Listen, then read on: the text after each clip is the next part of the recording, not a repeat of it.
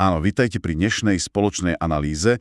Dnes sa pozrieme na niečo, s čím má skúsenosť asi každý, či už z jednej alebo teda z druhej strany linky, telefonický predaj. Áno.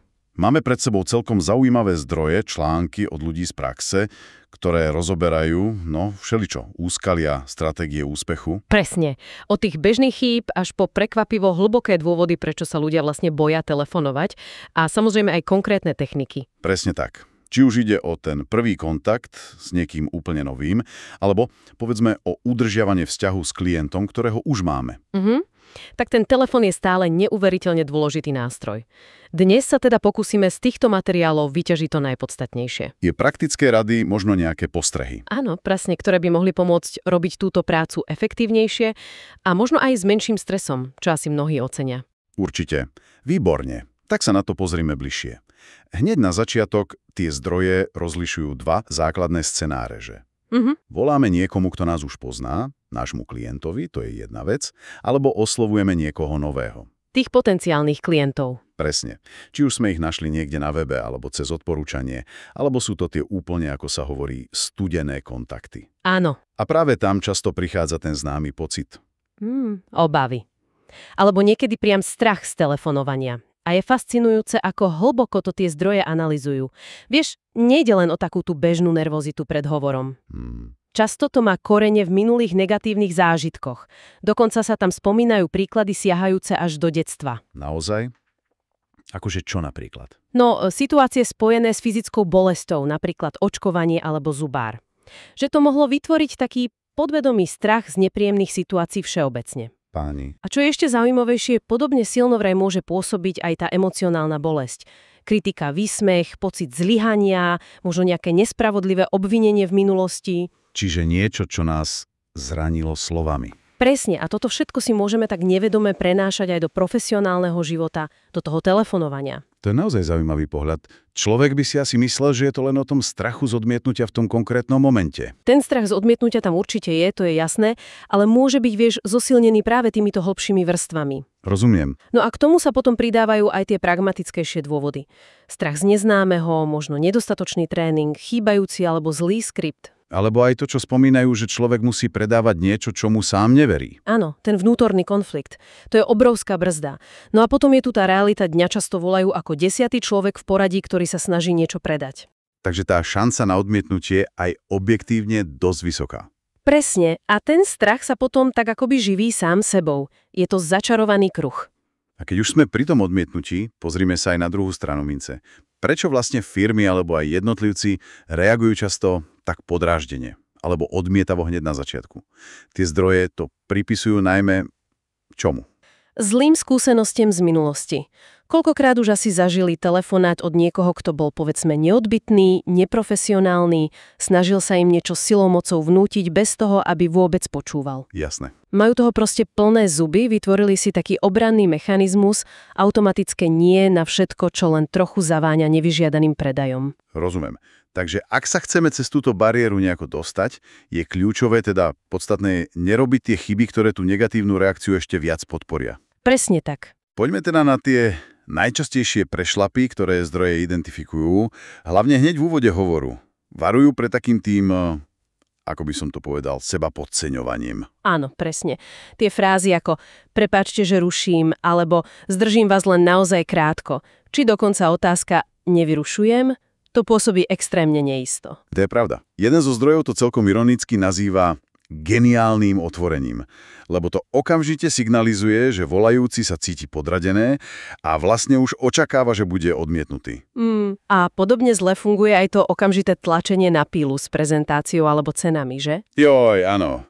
Chcel by som vám spraviť prezentáciu nášho úžasného produktu, alebo máme také ceny, že odpadnete. Kto chce počúvať o prezentácii? Nikto. Človek si hneď predstaví niečo dlhé, nudné, na čo nemá čas ani náladu. Prečo je teda takéto zameranie na prezentáciu alebo cenu hneď na úvod tak kontraproduktívne? Lebo to míňa podstatu. Hrieti nekupujú prezentáciu, kupujú riešenie svojho problému alebo naplnenie nejakej potreby. Chcú vedieť, či môžu vďaka vám ušetriť peniaze, zvýšiť zisk, získať viac času, znížiť stres, zlepšiť si imidž, niečo konkrétne. Čiže ten benefit. Presne, ten benefit. Cena je dôležitá, samozrejme, ale málo kedy je to jediný a hlavný dôvod nákupu, však. Najmä v B2B ľudia si často vyššiu cenu vedia ospravedlniť, ak vidia dostatočnú pridanú hodnotu, dôverujú značke, alebo im to riešenie naozaj pomôže. Takže úlohou obchodníka nie je tlačiť prezentáciu. Ale zistiť, čo ten klient naozaj potrebuje alebo chce. Aký je ten jeho skutočný dôvod, prečo by mal niečo kúpiť. A potom mu ukázať, ako mu v tom vieme pomôcť. Dáva to zmysel. A mimochodom aj to také opatrné pýtanie si povolenia, vieš, môžem sa vás opýtať zo pár otázok? To tiež pôsobí dosť slabo. A čo namiesto toho? Oveľa lepšie znie sebavedomé, ale stále slušné konštatovanie. Napríklad, potrebujem si len overiť pár informácií, aby som vedel, či vám vôbec môžem byť nejako nápomocná. Povedzte, využívate momentálne? To znie oveľa profesionálnejšie. Okrem týchto úvodných fráz, aké ďalšie chyby sa často opakujú? Zdroje spomínali napríklad príliš všeobecné ponuky. Áno, to je klasika. Máme pre vás veľmi výhodné ponuky. Ale veď ten obchodník predsa nemôže tušiť, aké ponuky má klient aktuálne. Možno má lepšie ceny priamo od výrobcu. Je to proste streľba na slepo. Ďalšou chybou je to zameranie sa na seba. My máme záujem sa s vami stretnúť. Koho zaujíma záujem volajúceho? Klienta zaujíma, čo z toho bude mať on. Čo mne to prinesie? Presne. A potom to známe. Pošlem vám katalóg alebo ceník. Bez toho, aby volajúci zistil čokoľvek o potrebách klienta, je to len ďalší spam z schránke. Malo kto si to reálne pozrie. Dobre, takže týmto veciam sa vyhnúť. Ako by teda mala vyzerať lepšia alternatíva? Napríklad pri formulovaní tej ponuky alebo žiadosti o stretnutie. Malo by to byť určite formulované s rešpektom a zameraním na klienta. Napríklad namiesto toho vychvaľovania ponúk skôr niečo ako: samozrejme, ako každá firma, aj my máme náš obchodný ceník, rada by som vám ho poslala na nezáväzné pozretie. Čiže žiadny nátlak. Presne. Ak vás tam niečo zaujme a uvidíte priestor na spoluprácu, budem rada, ak nie, nič sa nedeje. To je oveľa menej nátlakové a priateľnejšie. A pri tej žiadosti o stretnutie? Tam treba jasne komunikovať ten potenciálny prínos pre klienta a zdôrazniť nezáväznosť. Povedzme, rád by som si s vami dohodol krátke, nezáväzné stretnutie, možno 15-20 minút, kde by ste sa mohli pozrieť na to, ako pomáhame firmám ako tá vaša, zefektívniť a tu doplniť konkrétnu oblasť. A zdôrazniť tú nezáväznosť. No, začína to v hlave, tým mentálnym nastavením. Mať jasný cieľ na daný deň, napríklad počet úspešne dokončených hovorov alebo dohodnutých stretnutí a držať sa plánu. Disciplína. Áno, a vytrvalosť. Zdroje to extrémne zdôrazňujú. V jednom z nich bola taká silná myšlienka, že úspešný obchodník často urobil len o jeden jediný telefonát viac, než ten neúspešný. Len o jeden viac? Presne. Len ten jeden pokus navyše môže znamenať ten rozdiel. To je silné, áno. Čo ďalej okrem toho mentálneho nastavenia? Potom je tu tá samotná príprava obsahu hovoru. Ten skript. Ale pozor, nie ako niečo, čo treba otrocky čítať. Skôr ako štruktúra, ako opora. Taká osnova. Presne osnova.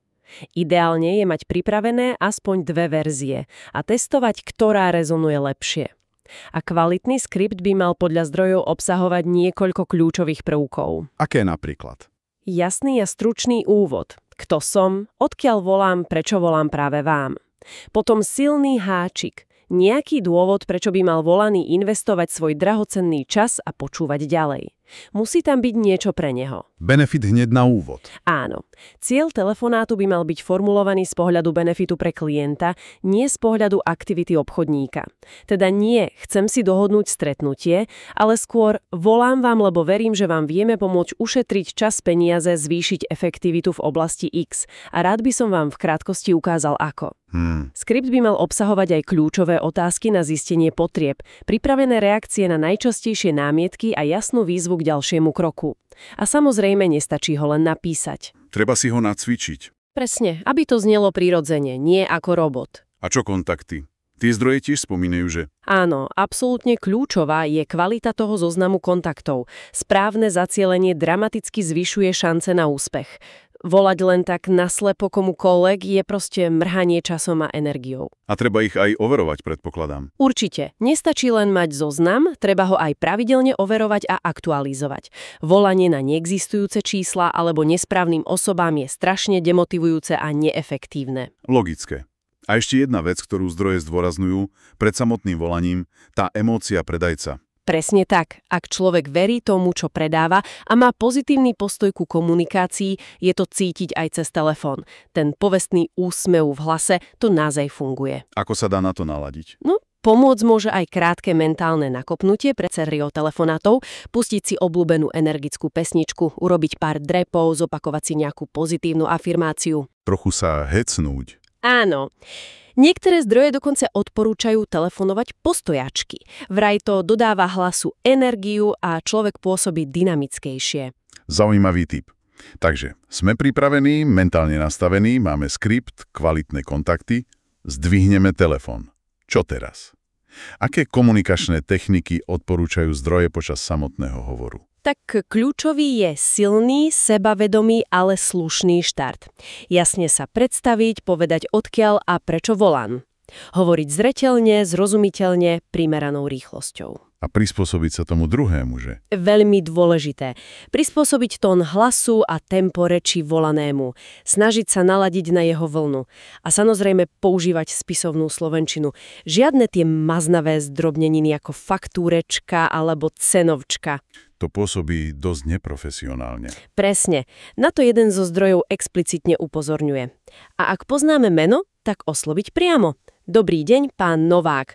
To okamžite vytvára osobnejší vzťah. Fajn. A čo keď začne hovoriť klient? Tu prichádza na rad asi tá najdôležitejšia zručnosť aktívne počúvanie. Naozaj sa sústrediť na to, čo klient hovorí. Nielen čakať na pauzu, aby sme mohli povedať to svoje. Čiže neprepočúvať. Presne. Neskákať do rečí, nenegovať jeho tvrdenia, nehádať sa, aj keď máme iný názor. Zostať pokojný a profesionálny. Vyhýbať sa odbornému žargonu, ktorému nemusí rozumieť, a robiť si poznámky. Poznámky sú dôležité.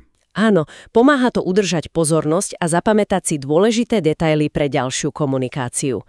Cieľom je rýchlo vybudovať ten raport, tú dôveru. A ako sa buduje tá dôvera a raport cez telefón, keď sa nevidíme? Kľúčová je empatia. Schopnosť vcítiť sa do situácie klienta, pochopiť jeho pohľad, jeho potreby, možno aj jeho frustrácie. Dať mu najavo, že ho chápeme. Presne, dať mu najavo, že ho počúvame a rozumieme mu. Jednoduchá, ale veľmi účinná technika je parafrázovanie. Zopakovať vlastnými slovami, čo klient povedal a overiť si porozumenie. Napríklad? Povedzme, ak tomu dobre rozumiem, pán Novák, momentálne vás najviac trápi. Tým mu dávame pocit, že je naozaj vypočutý a že nám na jeho názore záleží. Tu nadviažem na jednu veľmi zaujímavú myšlienku z jedného článku. Zabudni na produkt, predaj dôvod. Prečo ho klienti chcú? To mi príde ako skvelé zhrnutie toho, o čom sme hovorili. Áno, to je presne ono. Nezameriavať sa na vlastnosti, ale na ten výsledok, na tú transformáciu. Čo to pre neho znamená? Presne. Ako mu to zlepšiť život alebo podnikanie? Viac voľného času, menej stresu, vyšší zisk, menej chýb. Ten príklad s účtovým softvérom to pekne ilustruje. Namiesto vymenovania všetkých modulov a exportov Je lepšie povedať, koľko času ušetrí. Áno. Naši klienti nám hovoria, že im tento nástroj bežne ušetrí 6 až 8 hodín práce mesačne. To je konkrétny, uchopiteľný benefit. To predáva. A ako zistíme, aký benefit je pre toho konkrétneho klienta najdôležitejší? No predsa kladením správnych otázok. Otvorených otázok, ktoré ho podnetia hovoriť o jeho situácii, cieľoch, problémoch. Napríklad? Otázky ako, čo je pre vás momentálne najväčšou výzvou v oblasti? Alebo ako by podľa vás vyzeral ideálny stav, ktorý by ste chceli dosiahnuť? Či čo by vám najviac pomohlo pri dosahovaní vašich cieľov? Čiže posunúť sa z role predávača do role Konzultanta, partnera. A dôveru môžeme budovať aj tým, že ukážeme relevantnosť. Napríklad frázami ako pomáhame firmám podobným tej vašej dosiahnuť, alebo to, čo počúvame najčastejšie od našich klientov vo vašom odvetví, je. To klientovi ukazuje, že rozumieme jeho svetu. Zdroje spomínajú aj ďalšie zaujímavé techniky. Napríklad využitie ticha alebo príbehov. Áno, ticho môže byť prekvapivo silný nástroj, keď položíme dôležitú otázku a potom ostaneme na chvíľu ticho. Dáme priestor. Presne, často tým dáme klientovi priestor, aby sa viac otvoril a prezradil kľúčové informácie alebo motivácie. A príbehy, tie sú oveľa zapamätateľnejšie a emocionálnejšie než suché fakty a čísla. To je pravda. Krátky príbeh o tom, ako iný klient vyriešil podobný problém vďaka nášmu produktu či službe, môže byť veľmi presvedčivý. Vieš, platí to staré známe. Emócie predávajú, logika a rozum potom ten nákup len zdôvodnia a ospravedlnia. To všetko znie skvele, ale čo keď napriek všetkej snahe narazíme na odpor? Príde to nevyhnutné. Nie ďakujem, alebo nejaká konkrétna námietka. Zdroje uvádzajú tie klasické. Nemám teraz čas. Áno. Už máme svojho dodávateľa. Alebo pošlite mi to radšej e-mailom. Ako na ne reagovať konštruktívne? No prvý krok je asi zmeniť postoj k tým námietkam, neočakávať ich s hrôzou, ale brať ich ako normálnu, dokonca očakávanú súčasť procesu. Že to nie je koniec sveta. Presne. Námietka často nie je definitívne odmietnutie, ale skôr žiadosť o viac informácií alebo prejav nejakej neistoty. Dôležité je nepodlehnúť panike a mať pripravené asertívne, ale stále slušné reakcie. Takže na nemám čas? Napríklad. Úplne rozumiem, práve preto som si pre vás pripravil len 60-sekundovú informáciu. Alebo niečo podobné, krátke a úderné. A na máme dodávateľa. Tam napríklad, to je v poriadku, väčšina našich spokojných klientov ho mala tiež. Volám len preto, aby som vám dal možnosť porovnať, či by ste prípadne nemohli získať niečo navyše. Zase, bez natlaku. Fajn. A čo tá veľmi obľúbená námietka? Pošlite mi to e-mailom. Tá často slúži len na rýchle ukončenie hovoru, nie? Áno, to je taký únikový manéver často. Zdroje odporúčajú nenechať sa týmto ľahko odbiť, ale zároveň netlačiť. Uznajte žiadosť. Samozrejme, rád vám pošlem e-mail. Ale hneď dodajte, aby som vám však neposielal len všeobecné informácie a nestrátil váš čas, dovolte mi len 2 rýchle otázky, aby som vedel, čo konkrétne by pre vás mohlo byť najrelevantnejšie. Čiže snaha o získanie kontextu. Presne. Alebo navrhnúť krátke stretnutie s jasnou únikovou cestou pre klienta. Napríklad, čo keby sme si namiesto e-mailov dali krátky 15-minútový online hovor budúci týždeň? Ukážem vám presne to podstatné. A tá úniková cesta. A garantujem vám, že ak počas tých 15 minút nič nezaujme, slušne sa rozlúčime a nebudem vás ďalej zaťažovať. Dôležité je dať klientovi pocit kontroly a možnosti povedať nie. To je férové. A pamätať si to základné pravidlo, odmietnutie produktu alebo služby nie je odmietnutie našej osoby. Každé nie nás môže niečo naučiť a priblížiť k ďalšiemu áno. Dobre zvládnuté námietky teda môžu paradoxne posunúť rozhovor vpred. Zaujímavé. A ako je to potom so samotným záverom hovoru, uzatvorením dohody alebo dohodnutím toho ďalšieho kroku? Treba vedieť rozpoznať ten správny moment, kedy klienta jemne, ale isto posunúť k akcii, byť konkrétny a priamočiary, ale stále zdvorilý. Čiže nie nejaké vágne otázky? Určite nie. Namiesto mohol by som sa vám teda niekedy ozvať, sa treba pýtať konkrétne. Kedy by vám teda vyhovovalo to krátke 15-minútové online stretnutie? Hodilo by sa vám to napríklad v stredu o 10:00? Alebo potvrdenie ponuky? Áno. Výborne, pošlem vám teda tú konkrétnu ponuku e-mailom ešte dnes do večera. Je to tak v poriadku? Po získaní súhlasu je dôležité jasne zhrnúť a potvrdiť dohodnuté detaily, presný čas, miesto, aj virtuálne, kto sa zúčastní. Aby nevznikli nedorozumenia. Presne. A potom hovor zdvorilo, ale rýchlo ukončiť, zbytočné naťahovanie rozhovoru po dosiahnutí dohody môže otvoriť priestor pre ďalšie otázky klienta, napríklad o cene, ktoré je možno lepšie riešiť až na stretnutí alebo v písomnej ponuke. Jasné. Máme teda celý arzenál techník a stratégií, ale ako si môže firma alebo aj jednotlivec overiť, či tieto snahy naozaj prinášajú výsledky? A kde sú prípadne tie rezervy? Odpoveď je jednoznačná a zdroje ju veľmi, veľmi zdôrazňujú. Meraním. Zlepšovať môžeme len to, čo meriame. A ľudia, vrátane obchodníkov, majú tendenciu opakovať to, čo je merané a následne aj ocenené. Čiže sledovať čísla. Presne. Či už firma používa sofistikovaný CRM systém, teda ten nástroj na manažment vzťahov so zákazníkmi, alebo stačí jednoduchá tabuľka v Exceli, či dokonca papierový záznam, dôležité je sledovať kľúčové ukazovatele. A co konkrétne by sa malo merať? Aké ukazovatele sú dôležité? Zdroje uvádzajú viacero metrik. Samozrejme počet uskutočnených volaní, ale dôležitejší je počet reálnych dovolaní sa koľkokrát niekto na druhej strane zdvihol. To je pravda. Ešte dôležitejší je počet hovorov s kompetentnou osobou, tým decision makerom, potom počet dohodnutých stretnutí a koľko z nich sa aj reálne uskutočnilo. A samozrejme výsledky. Jasné, výsledný objem predaja alebo hodnota uzavretých obchodov. Zaujímavé je sledovať aj pomer kontaktovania nových versus existujúcich klientov. V B2B môže byť relevantný aj počet odoslaných cenových ponúk alebo počet dohodnutých ďalších krokov či nadväzujúcich stretnutí. A čo nám analýza týchto čísel povie? No, ukáže, kde je skutočný problém, je slabá databáza. Alebo viazne technika telefonovania. Potrebuje obchodník školenie, alebo je len preťažený a proste nestíha.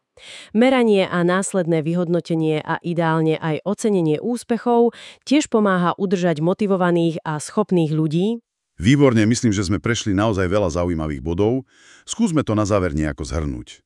Zdá sa, že ten úspech v telefonickom predaji nie je len o technike, ale o kombinácii viacerých faktorov. Je to tak? Určite áno, začína to tým správnym mentálnym nastavením prekonať tie vnútorné bariéry a strach, sústrediť sa na hodnotu, ktorú prinášame klientovi a pristupovať k nemu s empatiou. Potom tá príprava. Áno, dôkladná príprava, kvalitné kontakty, premyslený, ale flexibilný skript, znalosť produktu a trhu. Počas samotného hovoru potom rozhodujú tie komunikačné zručnosti. Aktívne počúvanie, správne otázky. Presne, budovanie dôvery, hovorenie jazykom benefitov. Dôležitá je aj schopnosť konštruktívne narábať s námietkami a odmietnutím. A napokon kľúčom k dlhodobému zlepšovaniu je to meranie výsledkov a neustále učenie sa. Skvelé zhrnutie. A možno ešte jedna myšlienka na záver, ktorá mne osobne rezonuje s tým materiálom. Možno táto. Ten prvý akvizičný telefonát často nie je len o tom, či niečo okamžite predáme. Je to skôr o tom, či vôbec začneme budovať nejaký vzťah. Či zasejeme semienko. Presne. Či dáme tomu človeku na druhej strane dôvod, aby nám venoval svoj čas a pozornosť aj na budúce. A taká malá provokatívna otázka na zamyslenie pre každého, kto telefonuje. Sem s ňou. Ak by vám niekto zavolal presne takým štýlom, akým voláte vy, zdvihli by ste mu to na budúce? Chceli by si sa s ním stretnúť? Dobrá otázka. A aký jeden malý, konkrétny krok môžem urobiť ešte dnes, aby môj ďalší telefonát bol nielen efektívnejší, ale aj o trochu ľudskejší a príjemnejší pre obe strany?